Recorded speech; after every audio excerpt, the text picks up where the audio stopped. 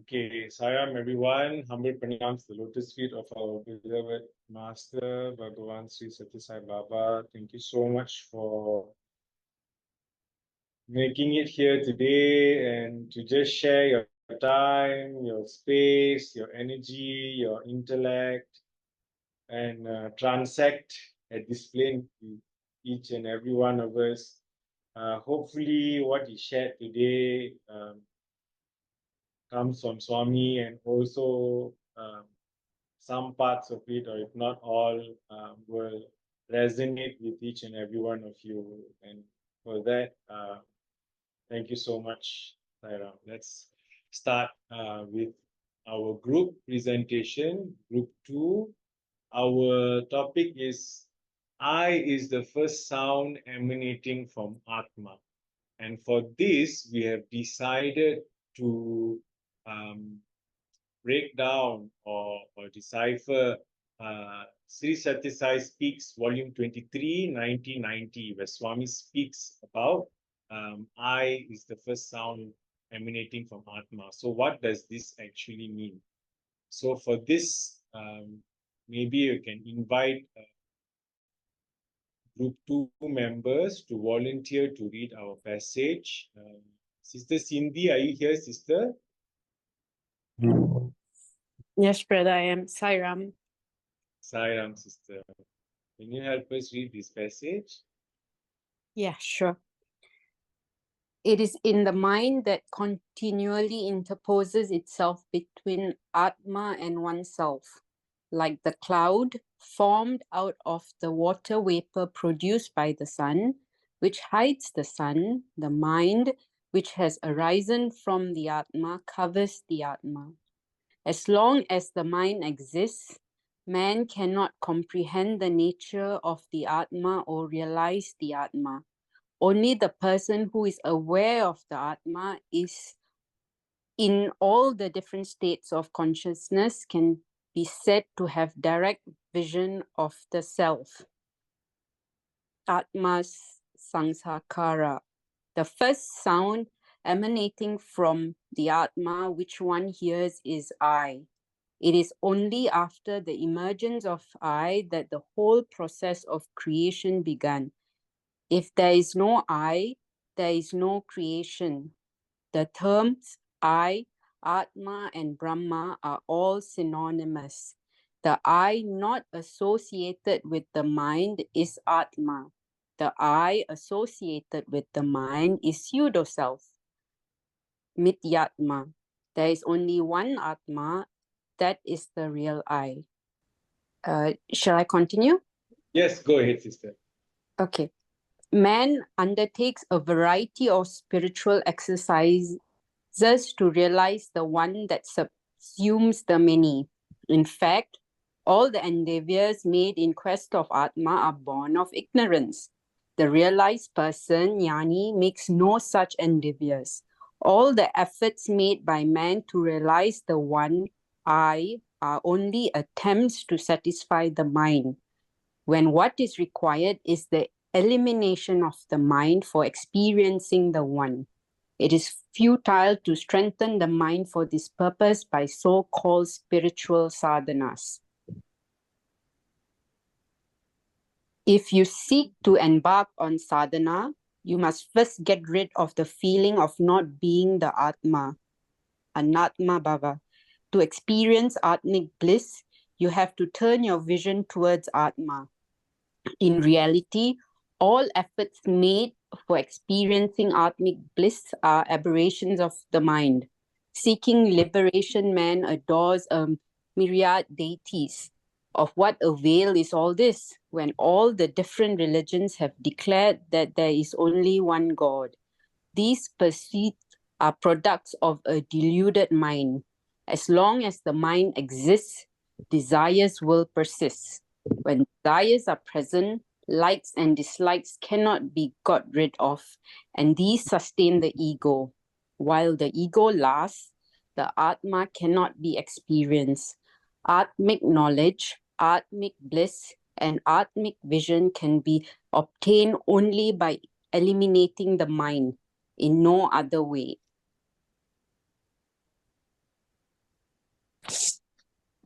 Okay, thank you, Sister Cindy, for reading the passage for us. So as you can see, the passage speaks on Atma and how to differentiate the mind and also the Atma, the self and the pseudo self, and how the mind actually obscures our vision or our Atmic vision. And Swami also mentions here quite clearly that, oops, second, he mentions here quite clearly that here, the terms I, Atma, and Brahma are all synonymous. The I not associated with the mind is Atma. The I associated with the mind is pseudo self Nityatma. So, what Swami means here is that if you just close your eyes or as you move throughout the day, and when you're silent or when you're meditating or when you're in deep, not in a non-doing mode or just sitting quietly without any distractions, and you notice your thoughts, um, which starts from I, and it goes on and on and on and on and on. These thoughts come from our ego because the ego is the center of the Mithyatma. So when this I comes out, then this is what the sentence says here. The I associated with the mind is a pseudo self and not the real Atma. So how do we transcend from the pseudo self to the Atmic consciousness itself? And Swami also mentions here, I think Brother James started off our discussion today with a very well-versed discussion, a well-thought-of discussion about deities itself. And Swami also mentions here that seeking liberation, man adores a myriad deities. So this is what he's saying by the deities. If I'm not mistaken, they're like 33,000 deities all over India or something like that. So I guess uh, this one Swamiji who's also an Advaitic scholar. His name is Jyotirmaya Swami. He gives wonderful Advaitic lectures, and Jyotirmaya Nanda Swami.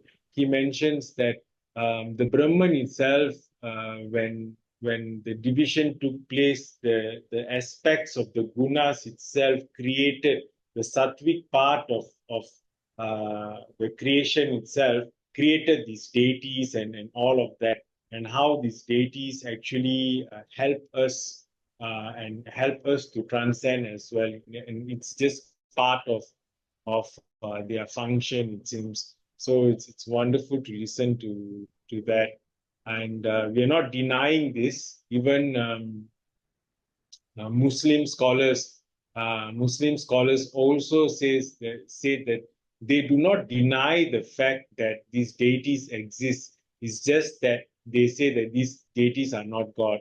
That's the only difference. But somehow or other, some people somewhere down the line have decided to place a negative connotations to this deity because of if Deepak Chopra actually wrote a book on Muhammad, the Prophet, and if you read that book, he will clearly mention in one of the chapters that I think the second chapter, if I'm not mistaken, why the Prophet Muhammad actually disown all the rituals, because the situation where Islam actually came about, and the issues there were the people there were very ritualistic. They were sacrificing animals, humans, and even things which are just inhumane, and they were all sacrificing this for the deities. And if you look at our yugas itself, some of the yugas have a certain prescription of sadhanas, and some of them were very ritualistic. And even in our epic Hindu epics itself, you notice that there's also Ashwa Yagna where they sacrifice horse itself for the god. So when we look at it now from the current yuga that we are in, this sounds very inhumane, but at that particular yuga, it sounded like something ritualistic, something which is commonly accepted to sacrifice it for God, because they believe, some of them still believe in this yuga, that if we sacrifice these animals for God, of course, the first thing happens is, if you listen to Raja Rishi Nandi, in his podcast, he's a tantric spiritualist, and he clearly says that the reason why people sacrifice animals, for the matter, is that the animals get a better life once they are sacrificed, and then also you get direct vision, or a closer connection with the deity that you have decided to do the sacrifice for. So this is how tantric sacrifice works. So either ways, um, we are all not here to do that, and that is why, and we are all here because we to a certain extent, our past karmic fruits have brought us closer to Swami, and because of that, we are all to a certain extent very closely tied to Swami, and Swami's words and Swami's teachings. So when Swami says something like, "Seeking liberation, man adores a myriad deities. Of what avail is all this when all the different religions have declared there is only one God?" So it means to say that, um, perhaps we should, or we can, try to make an attempt to understand what does this sentence mean, not by just disowning the form itself, but to make this as an experience, rather than just disowning the form and feeling very lonely because your mind is still attached to the form. So that is why in the Shirdi Sai Sat Charitra, Shirdi Sai Baba has, I think in maybe chapter 3, I can't remember the chapter correctly, but in the Sat Charitra is mentioned, Shirdi Baba saying repeatedly that the man's mind has to be ripe in order for him to transcend beyond the form.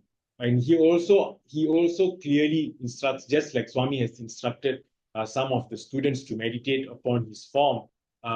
Similarly, Shirdi Sai has also instructed some of those disciples who were close to him to meditate on his form if they could not meditate upon the formless. So the point here is not to just completely disown the form if you're not ready for it. But if it comes to you, if there is an opportunity for you to really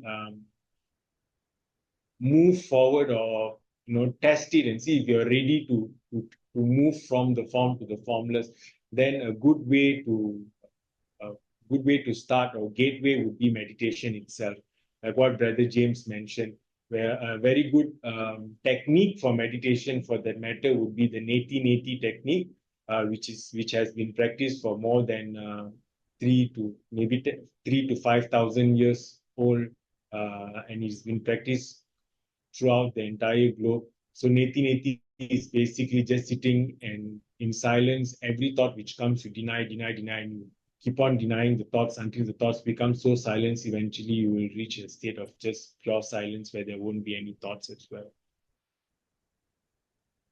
So now let's move to the question. Question 1, Swami says, the question here is, every effort of man to seek oneness is born from ignorance. What does this imply? Every effort of man to seek oneness is born from ignorance. What does this imply? Very interesting. If you look at it, we had a wonderful discussion in our group about just this one question. It took a very long time for us to decipher this question.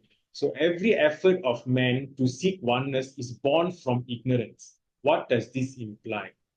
Okay, so just letting these questions, seep through you in your mind, and maybe not have an answer now, or even if you have an answer now, don't be too stuck up on it. Just just let that answer be there, and we'll just see where it moves toward the end of the presentation. And number two, how can we know when a sadhana is our expression of being the Atma rather than sadhana is merely satisfying the mind? This is a very, very, very complex thing.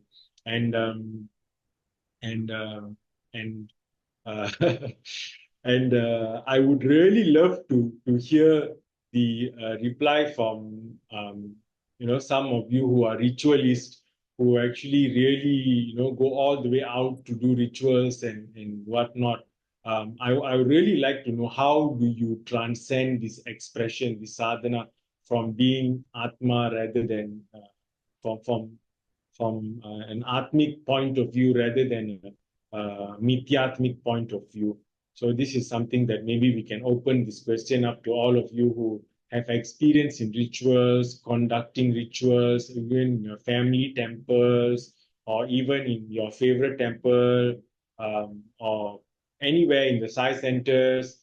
So just maybe share your opinion. How do you move this? Because I myself find it very difficult, because maybe I was just never too stuck on a particular form.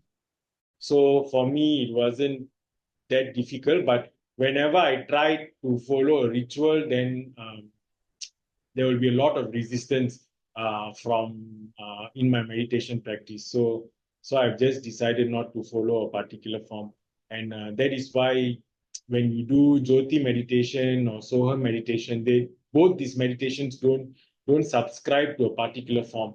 Initially, though, it may be that when you bring the light to the center of your heart, you visualize the favorite form of your Lord. But even from time to time, even Swami has said in his discourses that even his form is perishable. All forms are perishable, and the Jyoti of the light is what which will transcend all forms, and that will stay with you. If you look at it, in our last birth, was there Swami, this particular Satya Sai Baba, the particular form which Swami took in this particular birth, was it there with us in our last birth? Of course not. How about the one before? Of course not. So why are we so hooked up to his particular form itself? So similarly, when we do the Jyoti meditation or Soham meditation or Neti or any form of meditation which does not include the form, what happens is that after a certain level, after a certain period, or your concentration, when you move from concentration to contemplation and finally the meditation stage, you go into a complete state of silence and also bliss. And that bliss will start to intensify as you keep on doing it over a period of time. So let's start off our satsang today with an invocation. This invocation was said by Swami, recited by Swami at the beginning of his discourse. So I will just read it out. Aham Atma Gudakesha Sarva Bhuta Sayastitaha. So this invocation means the indwelling self of all beings residing in all creatures. So, and with this invocation, let's start our presentation. So next we will have, just to spice things up a bit, I've decided to come up with a short play. Okay, so this play will be it's in the Kurukshetra war is happening, and this is a dialogue between Krishna and also Arjuna. And for this, I would like to invite our Sister Geeta to play the role of Arjuna and Sister Sharmini to play the role of Krishna. Sisters, are you all ready? Yes, brother, I'm ready. Okay. Is Sister Sharmini audible for everyone? Can you hear me? Yeah. Yes, Ken. Can. Okay. Yes. Okay, fantastic. So can we start? Sister Geeta, you can start. Okay. Krishna, my friend, my heart is heavy. How can I raise my bow against these faces? They are my kin, teachers, my respected elders. Look deeper, Arjuna. Look deeper, Arjuna. Look beyond the flesh and bone, beyond the roles they play in this life. What do you mean? I One am, second. Sorry. Okay. I am Atma, Arjuna, the eternal essence that dwells within all beings, the unchanging self. I am the beginning, the middle, and the end. But I see them, Krishna. I see forms, hear voices, hear their voices. How can you be in them all? Because all you see, all you hear is a manifestation of the Atma, the rustling leaves, the flowing river, the beating of your own heart, all expressions of the same divine spark. Even the forgetfulness that clouds your mind, that too is a part of the Atma's play. There's nothing but this Atma then. In this universe, yes, Arjuna, there is nothing that exists outside of the self. The true aim of a human life is to realize this Atma, to experience the Atmic bliss that comes with the knowing of your true essence. Forget the body, the ego, the I that clings to possessions and actions. That is but a fleeting illusion. But Krishna, how do we pierce this veil of delusion? How do we experience the Atma Ananda?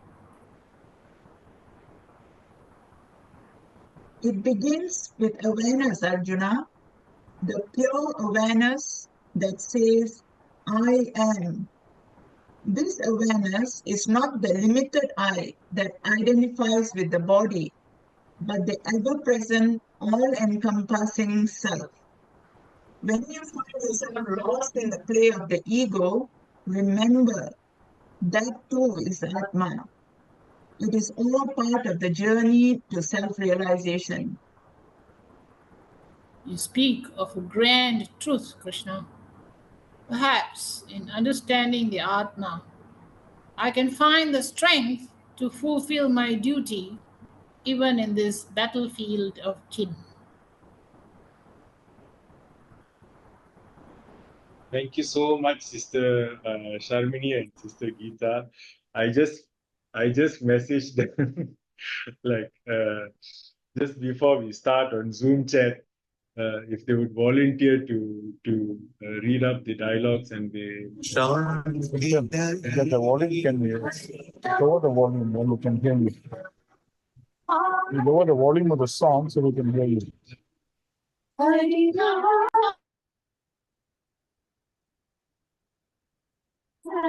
Lower the volume of the song so we can hear you.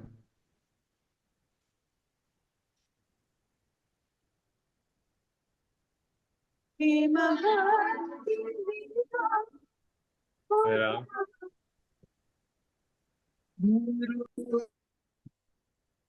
Okay. So here, if you look at this part of the play here, so thank you again, Sister Sharmini and Sister Geeta. It was wonderful to hear from both of you. If you look at it here again, there's a lot of very enlightening things that Krishna has said here. So Krishna has said that it begins. So when Arjuna in the Kurukshetra war, he sees his teacher, he sees his relatives and everyone he knows, and he's on the opposite side, and he's so confused. And if you go through the commentary by Brother Premanan, and I think it's just Brother Premanan. Yeah, just Brother Premanan on the Gita. it's a podcast on Gita, and he does commentaries on each chapter of the Bhagavad Gita. And it's wonderful how he incorporates Swami's teachings or pearls in understanding this the context in a different light.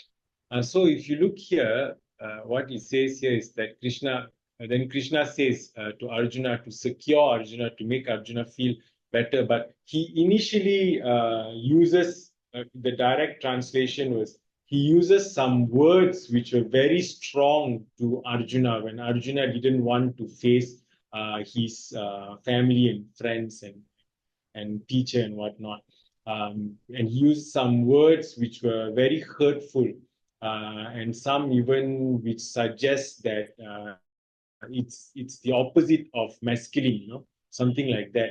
And when Krishna used those words to Arjuna, and so the commentary was to make Arjuna's ego really drop down, and then he starts off by saying all these things about, gives him this peaks into realization, or the pearls into realization, by eventually telling Arjuna that it begins with awareness, and I am who is Krishna, and what's his role, and then here it says, when Arjuna asks Krishna, if you look at this part here, but Krishna, how do we pierce this veil of delusion?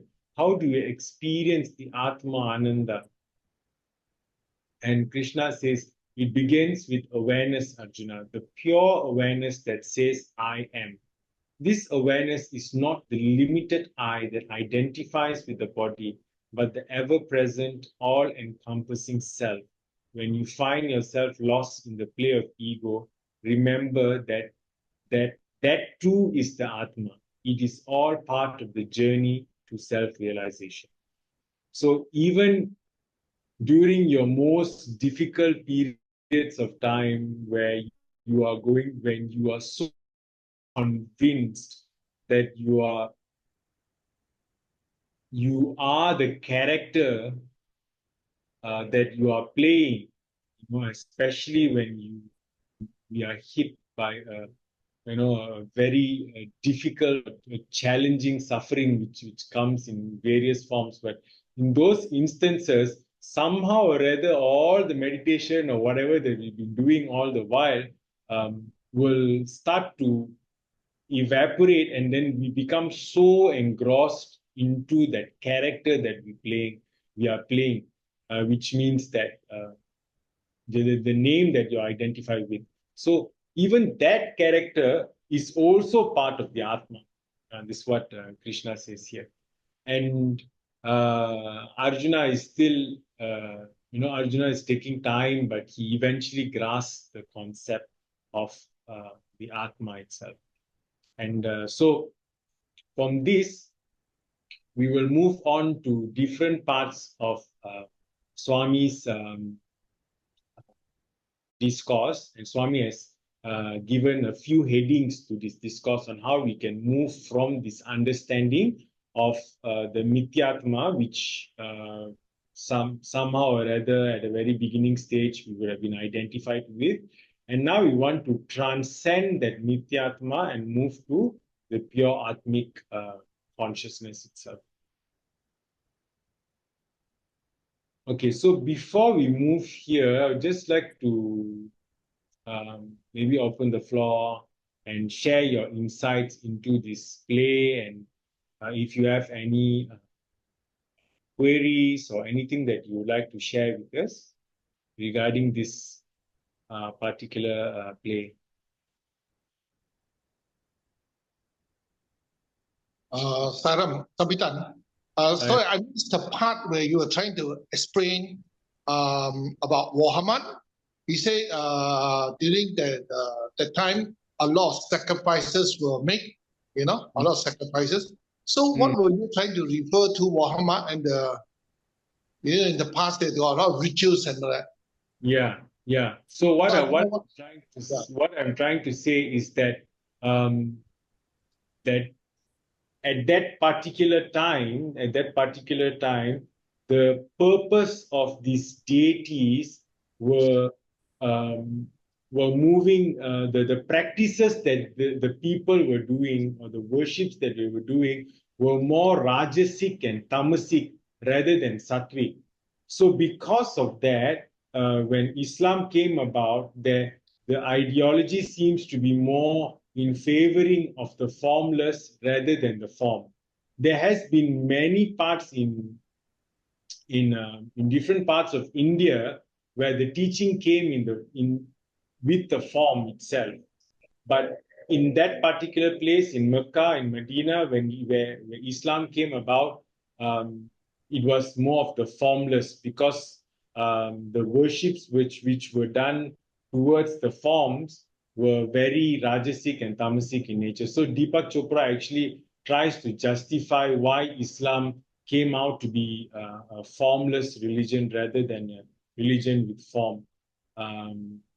Though there are many concepts there as well which one can argue, but this is just a commentary from Deepak Chopra's book on Prophet Muhammad.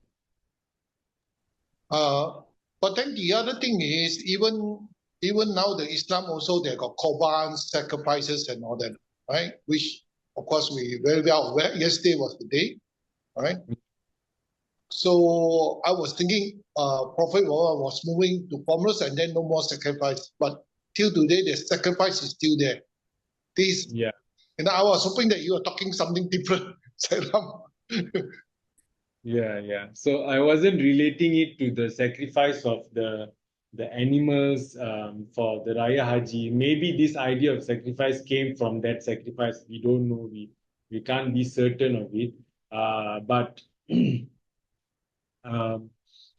to really be honest, I'm really not sure if this sacrifice is actually related to that, Brother James. But what I do know is just based of the limited books that I've read about Islam, and also some of the commentaries on what Muslim scholars have said about the times where Islam came about. So whenever a religion comes about, or just like when Christianity came about, or when all the major religions came about, they seem to be like that religion is the savior of whatever is happening around. So it is actually bringing more peace and harmony and more calmness in the mind of people around them. So that is why people moved towards that religion and left what was already there at that very moment. So similarly, the minds of the people there in Mecca and Medina at that particular time were very ritualistic, very rigid, and maybe at that particular time it was more rajasic and tamasic in nature. So they needed something more sattvic to transcend. So less ritual, less worship of deities, but worshipping the formless itself.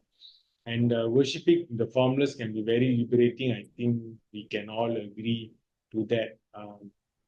So can I say something, brother? Sure, sister. You see, even in Islam, if you follow the Sufis, yes. Sufism Islam, they almost 70 to 80% is on meditation.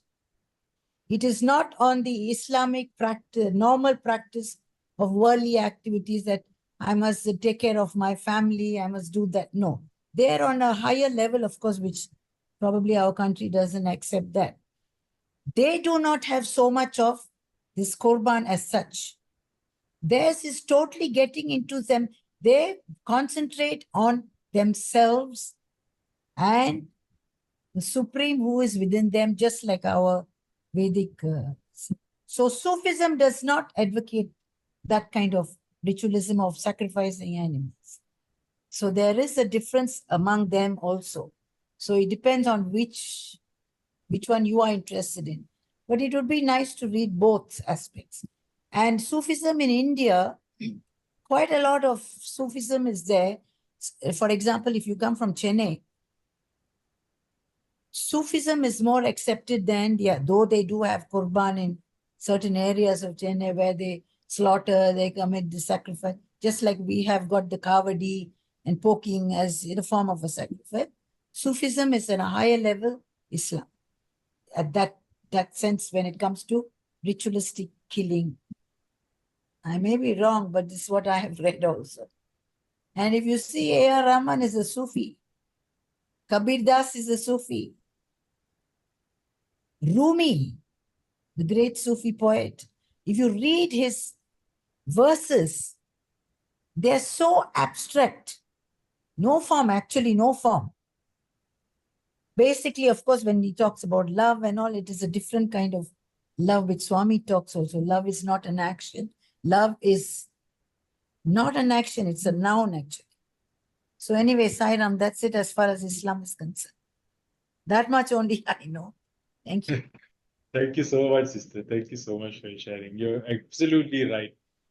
Just like all religions will have, the ripeness of the minds of those practicing the devout devotees of the particular religion. So it all depends on the ripeness of the mind. So transcending the ritualistic aspect and moving towards a more formless aspect is where we all are headed to. And we have to be so grateful that Bhagavan has decided to share this knowledge with us, and also not only sharing the knowledge, but guide us from moment to moment, be it by matching us with our need, whatever we need in our spiritual growth at the very moment. So in that sense, we have to be very grateful and feel so blessed that we are within His fold. So thank you so much, sister, for sharing that. Sabidan, the part Krishna taught, the last sentence, it is all part of the journey to self-realization. That sentence look very simple, but actually it's very, very profound.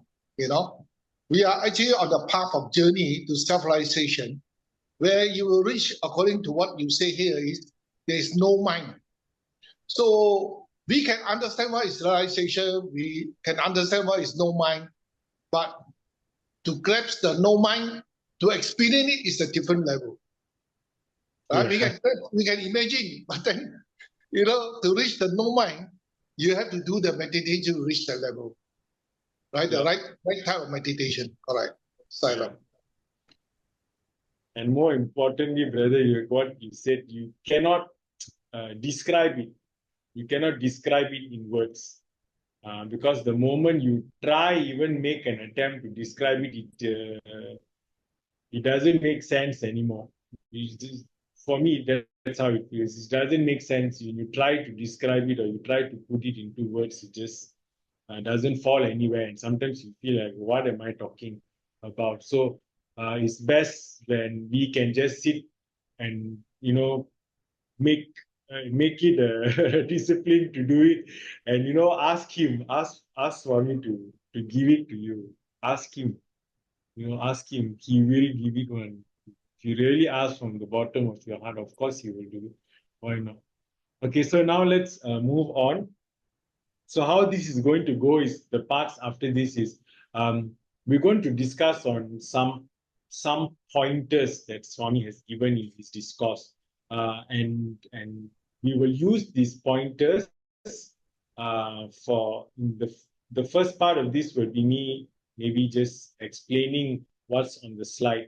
And the second part is we will open the discussion to the floor, and we will allow everyone, maybe group 1, group 3, group 4, you can all take turns to send a representative, or any one of you all can just unmute, and then you can just share what do you think about this statement. And also more of we want to hear your own personal experience and how you do it, you practice it in your day-to-day life. Okay, so the first part of it is mind, the Mahamaya. So in this part of the speech, Swami says that mind obscures the Atma. So the mind is compared to a cloud that hides the sun. It arises from the Atma itself, but then veils our awareness of it. The second characteristic of mind here is mind hinders realization.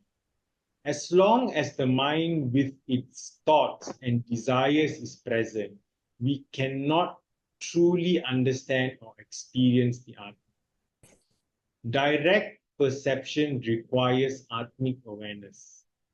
Only by being aware of the Atma in all states of consciousness, waking, dreaming, sleeping, can we achieve direct perception of the Sakshatkara or the true self. So, if you see here, how can we divide this? The first part is I itself, right? I as the primordial sound. So this suggests that the first manifestation of Atma is the sound of I, which kind of implies that the self-awareness is the foundation of creation itself. And then Swami goes on to say that how do we differentiate, okay, and there's a need for us to differentiate the true I versus the false I.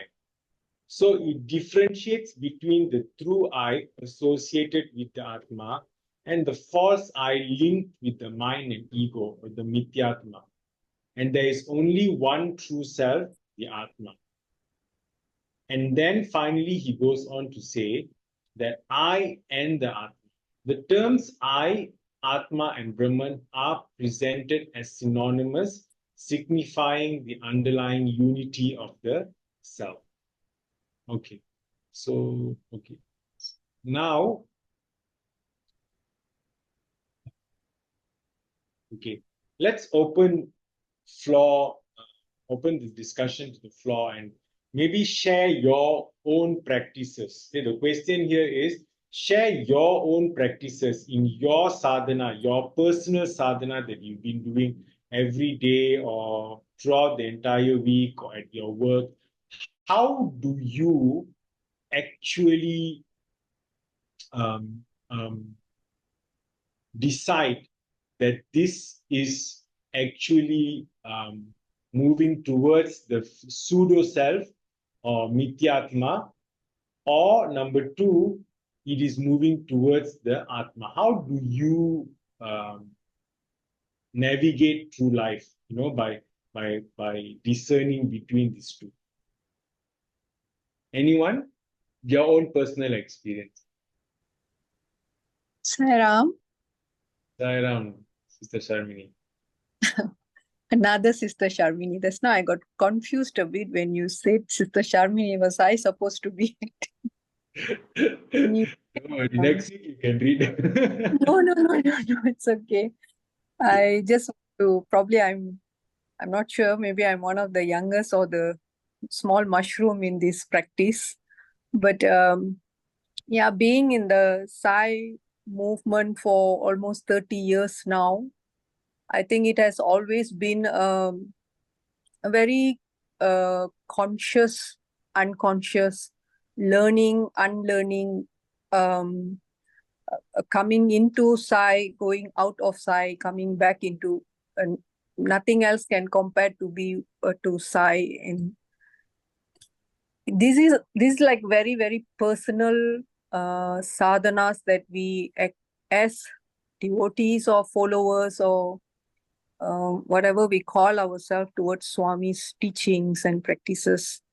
So the realization of Atma, I know all of you all, I think you very well learned and knowledgeable person. Sometimes I listen to you all talking, I feel like so much. I'm almost 48 years old this year, and I've like missed a lot in where do you all get all this information to read on Atma and mind connecting to Atma and so many things. Sometimes it's a very, very high level of discussion or satsang. But what I personally have experienced in these past 6 months that I slowly, gradually have tried meditation, also consistently chanting the Gayatri or Sai Gayatri or any form of chanting that pleases my heart is the consciousness. It is like every practice of more and more into this sadhana called meditation or whatever. I don't want to call meditation like what you mentioned earlier. I don't know whether that is meditation at all. But what I've experienced is it just brings you so much closer to the real you. I feel like it brings you back to the real you if you have lost yourself along the way in this journey, no matter how old you are. It eventually brings you back to that real pure Atma you were born as. So it has helped me realize probably the awareness that you were also mentioning earlier, that I am not this body. Now I've come to realize that we are all not this body, and all of us are that one Atma, that we will all go back to that one source. And when we go back to that one source that we came from, that is the true light, or that Atma that we were born as. And along the way, we have, the environment, the background of the family that we were born into. Some of us were non-Sai family background, but we were brought into Sai, or any other kind. Some were in Sai and then went out of Sai into some other guru, are all actually practicing something good, are all actually coming back into realization that they are that from that source, which is, you may call it God, you may call it something more powerful than myself. But it brings you back to that realization, that awareness, that mindfulness of how you actually need to be as a human, every step, every move, what you need to do rightfully. So for that, this particular practice, I'm not sure whether it's called meditation or just sitting silently and blanking yourself and realizing that Atma within you.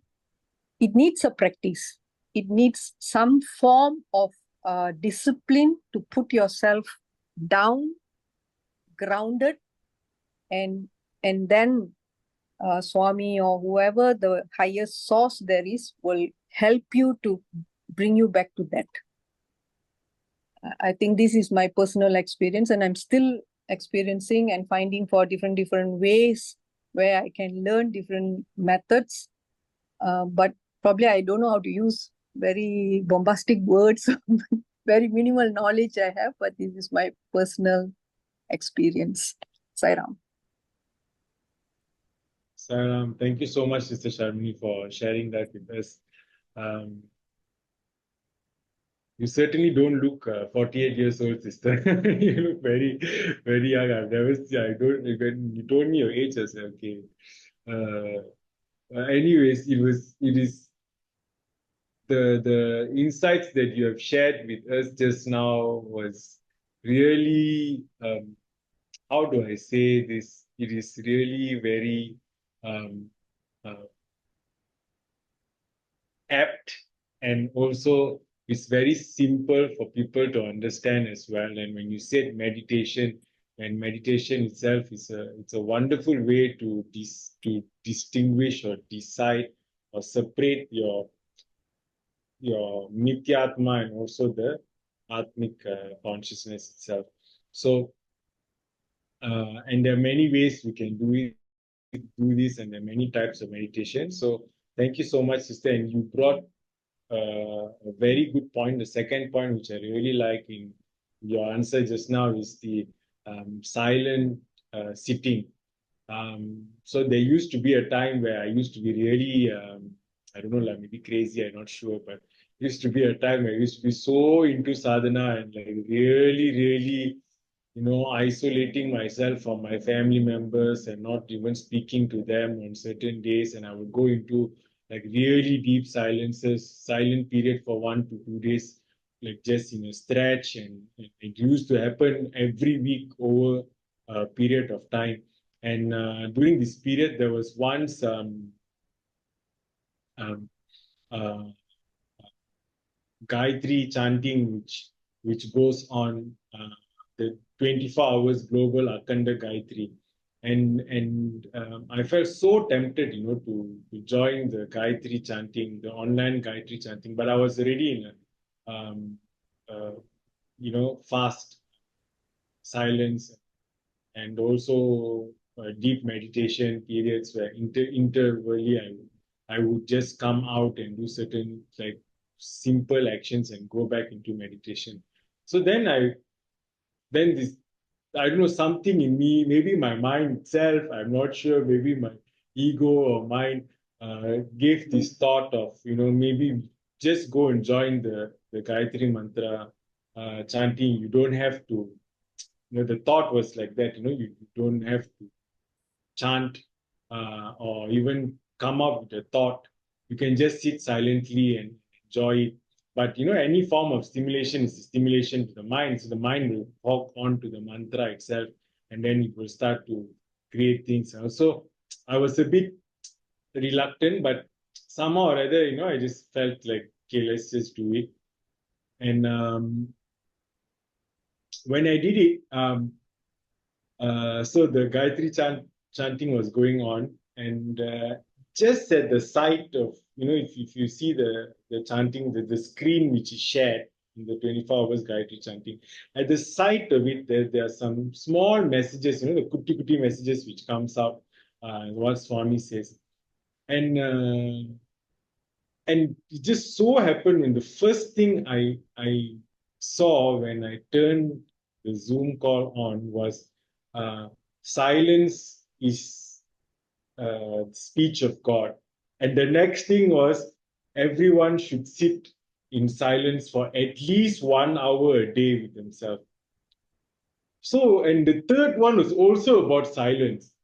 So then it really hit me that practicing silence is really very important in our day-to-day activity because we go on transacting so much, we don't realize how much we are losing when we talk unnecessarily with people or share too much.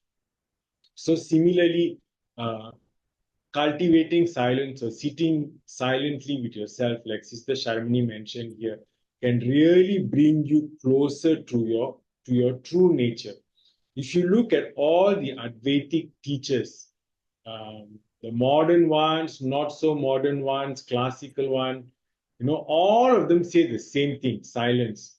Ramana Maharishi talks about silence. He even says you can even start, Ramana Maharishi says in his teachings, if you want to start meditation, or if you want to start moving towards silence, you can start off with, if you really need a mantra and you don't have a mantra, go ahead and take the Gayatri mantra and use it. But there will come a time where you even have to abandon that mantra and move into states of silence. So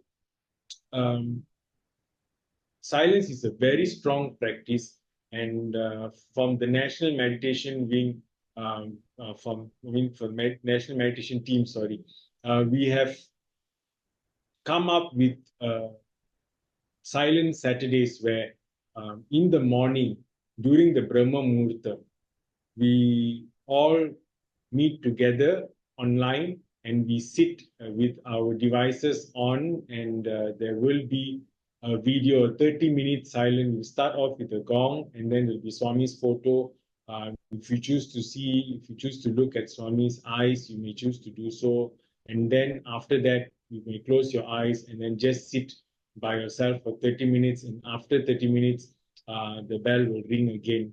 And then you can come out of the meditation with a short mantra.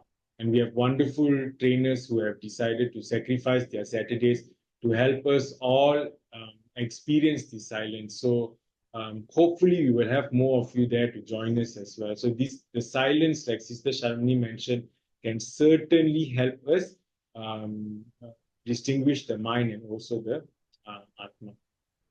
Okay, anyone else would like to share regarding the mind and Atma? How do you personally, what personal practices do you do for your own Saira, Saira? Saira, by doing meditation and silent sitting, I started listening to my conscious more than my mind.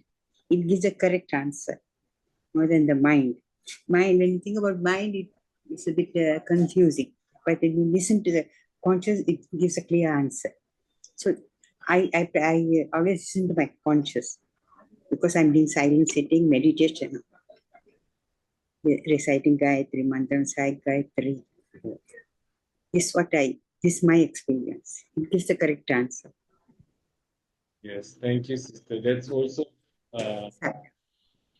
Swami has also said conscience is your guru, right? So really trying to build that conscience up within yourself and really tuning yourself, to the Trikarana Suddhi, where you speak directly from your conscience. That's something that we all need to work towards. To what Sister Rajeshwari said. The more you meditate, the more more you sit silently, the more you disidentify yourself with your thoughts, the more free and liberated you become, to a state where your body attachment to your mind, all starts. Less problems. And more you're happy. More happy and content. Yes, correct. You are happy with what you have and you are able to face whatever comes your way. You won't get agitated. You know what to do. You accept everything that comes your way. Sairam. Sairam. And that's wonderful. That's also wonderful experience to see everything disintegrating in your experience, something which you call body and something which you've been strongly identified to, disintegrating right in front of you, and also other parts like your mind, which fluctuates. Today it's angry, tomorrow it's not, today it's this. So you start to disidentify with your mind, with your body, and then eventually you get to experience something which is beyond both this mind and body concept. So thank you, Sister Rajeshwari, for sharing that. Sairam, Brother Savitan. Sairam, Sister Jenny, so nice to hear you. Thank you. Yeah. For me, I feel that how I see things depends on which level of consciousness I'm in at that moment. Whether I'm working with my higher mind or my lower mind, and also whether how much my heart has expanded. Because perceptions, my own perceptions can also be very subjective. So it is something very much in flux, something like that. Yeah. Yeah. Thank you. Thank you, brother. Sairam, brother, probably I would like to ask on that mind and heart thing as well. Like what this the confusion between whether to follow the heart or the mind. I know it's like very much discussed in the Gita itself. But then living in this world where we need the heart to also be expanded to humanity, understanding the needs of other people around us, and then also bringing in the conscious decisions that we need to make in our life that may not hurt other people.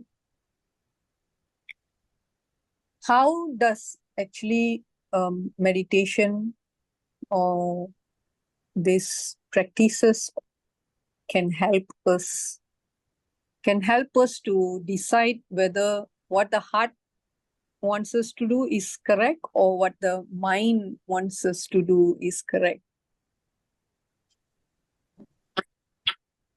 Salam, sister. Just to share very interesting about the heart and the mind.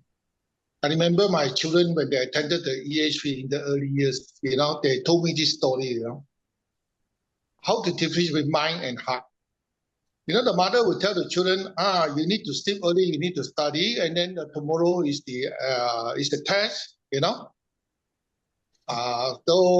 you need to finish your homework. So what happened was the children said, yeah, ma, I know, 7 o'clock, better 7 p.m. after dinner, you better do all the work and all that preparation, all that. The son will say, yes. But then after some time, this boy also remember, 7 o'clock, Superman Part 2, I need to watch. That is the mind. But the heart, they say yes to the mother, is actually the heart. He say, Mom, I need to do homework after dinner, I have to prepare and all that, tomorrow exam and all that. But the mind will say, I got Part 2 to watch Superman. So there's a difference between the heart and the mind. The heart will always tell the truth. And of course, the distraction comes from the world. So I don't know whether you grasp this story now. For me, this has been my reference for many, many years, the heart and the mind. Sairam. Sairam. Thank you, Brother James. So surprising. When Sister Shamini completed the question, the first thought which came into my mind was to invite Brother James to answer this question and directly answer the question. Because Brother James, he has actually shared this before in the satsang, how to differentiate between the heart and mind. So, meaning there is no competition between the mind and the heart, right? Like there is no such thing as what the heart says only is correct or what the mind says is only correct. Because in the Gita, if you see, Krishna says follows the mind. It is the mind that we need to control, and the mind is what that needs to pull the senses and direct the heart towards the right way of making decisions. But then we come across so many other scriptures or gurus who say that follow your heart. Simple as follow what your heart says. So sometimes that's what I experienced, the complication of whether to follow the heart, the mind, Yeah, sister. I don't know whether there is a competition between the heart and the mind or not. Sister, actually, there is no competition. Swami always say we are given the discrimination and the wisdom power, and it's always a combination of both, right? Whatever the mind thinks, use your wisdom and discrimination, and also your heart will tell you what is right, what is wrong. Anyway, your discrimination and all that will also tell you which is right and which is wrong. You understand, Ma? You got the wisdom and discrimination, and the heart also will tell you also. So actually, you cannot just use the mind. You have to use both. Most people use wisdom and discrimination, but you plus the heart even better. Something very subtle. I think as you try to grasp it, and then you'll get it after some time. Sairam. So, Sairam, so dear brothers and sisters, actually this picture is a very powerful picture, this one that is on the screen right now.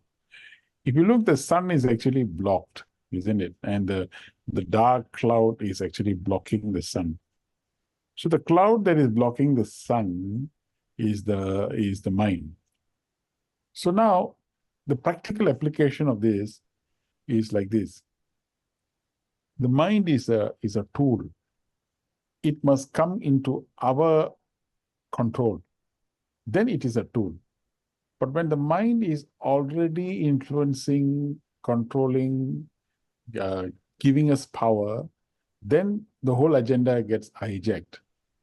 So now, what is the point of the subject matter where Baba is talking about Atma, what is Atma? Why is he speaking like this? What is the necessity to bring the subject of Atma into this? Yes, realization, all that is good. Form to formless is also good. That's all processes when we reach there. But in our practical living, the difference between the mind and the Atma is only this one quality there. The regulatory button or the regulatory knob in this thing which controls this is awareness. So when you go into the level of the mind, awareness gets constricted.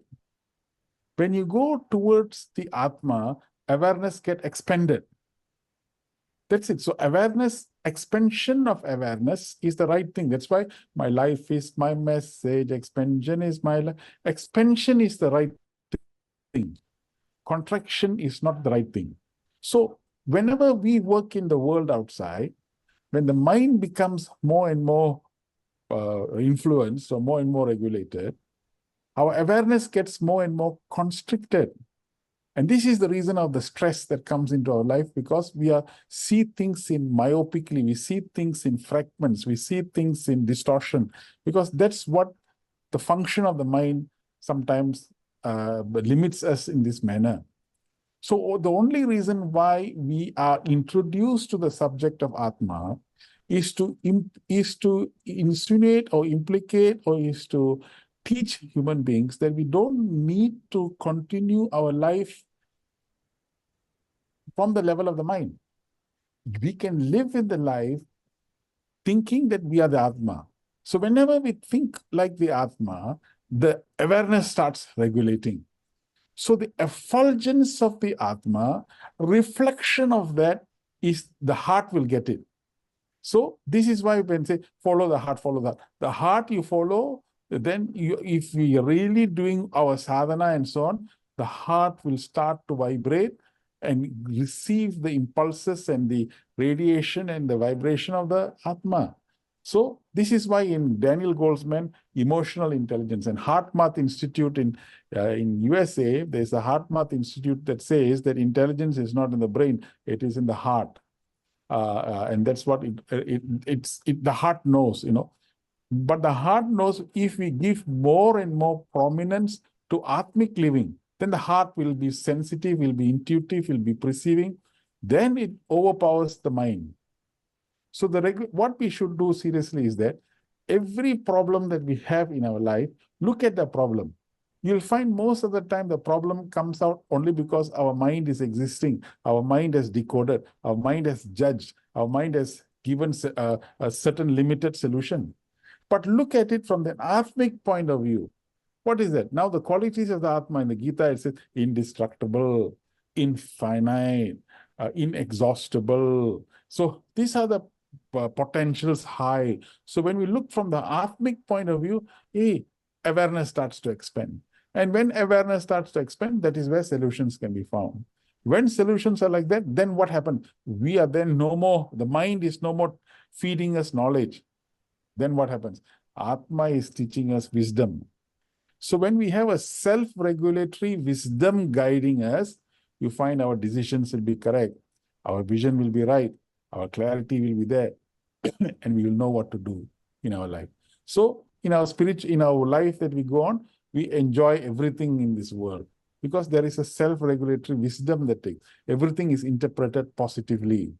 So even when the mind comes to interfere, you will tell the mind to step aside. You won't want the mind to interfere in this beautiful homogeneous experience that we have. So in this way, we slowly experience homogeneity.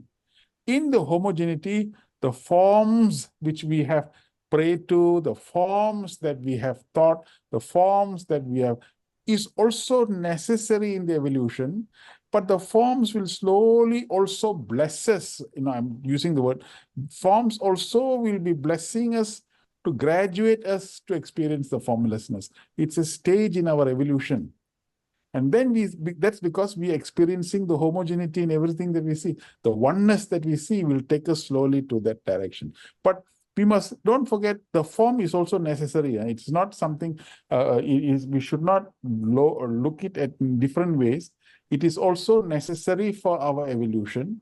And it is sometimes the form, the devas and all this, they are also necessary to continue to bless us so that we gather enough wisdom, enough knowledge for us to transcend and reach the other side also. So every component of our existence is necessary to bring us to this higher level of consciousness. So when we have functioning only with the mind, it obscures the Atma. That's why meditation is necessary, to still the mind, sit silently, so that the mind gets quietened down, so that the sun can be seen again, and that's it. So by the grace of God, the mind moves away. We can see the sun, and then mind hinders realization. Why? Because it's limiting, it's confining. It is not the truth.